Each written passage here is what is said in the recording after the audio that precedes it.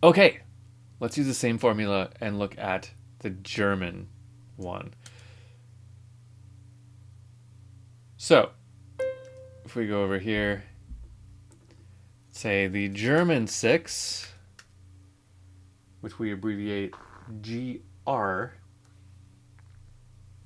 6, is the same three notes. We still have flat 6, sharp 4, and 1, but we add another note.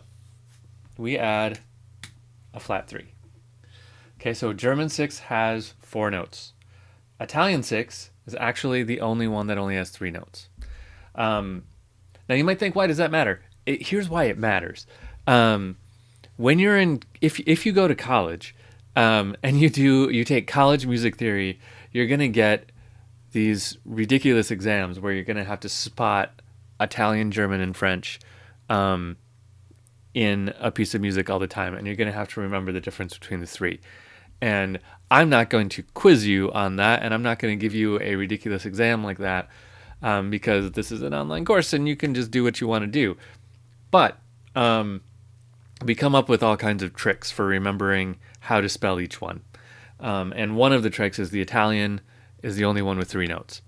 So anyway, keep that in mind. Okay, so let's spell this. I'm going to use the same technique. So I'm going to leave an empty bar, and then I'm going to go to the 5. Okay. And actually, let's do this in a minor key, because they just sound better in minor keys.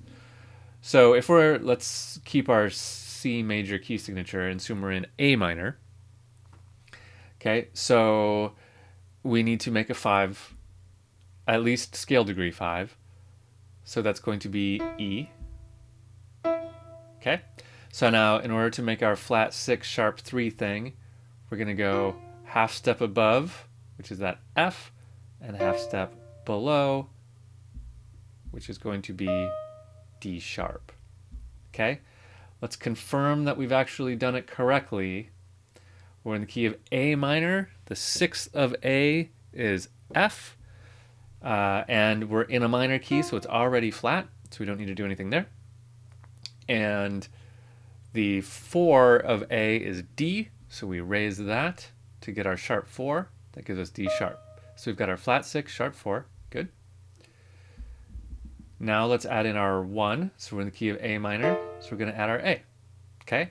Now we are going to also add a flat 3. So we're in the key of A, so C is the 3, and it's already flat because we're in a minor key. Okay, so this becomes our German 6 chord. Flat 6, sharp 4, 1, flat 3.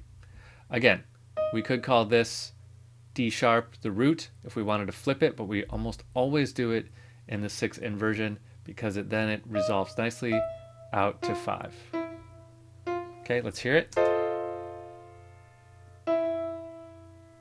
Sounds an awfully lot like a diminished, or sorry, a 5/7, right?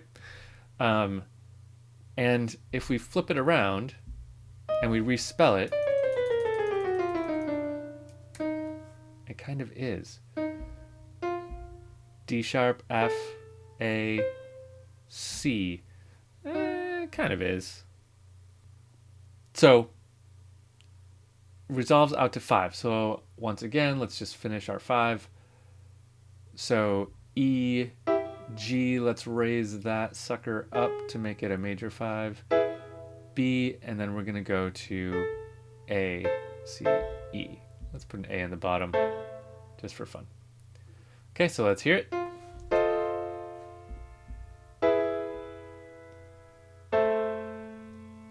Nice.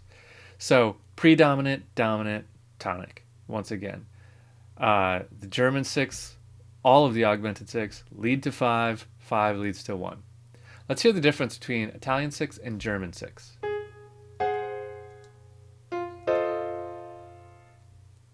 Right? I should do them in the same key. That would be a little easier, but I'll do that in a minute. So obviously the German 6 is a thicker sound because it's got 4 notes instead of 3. In a minute, we'll look at an example where we hear all three right in a row in the same key.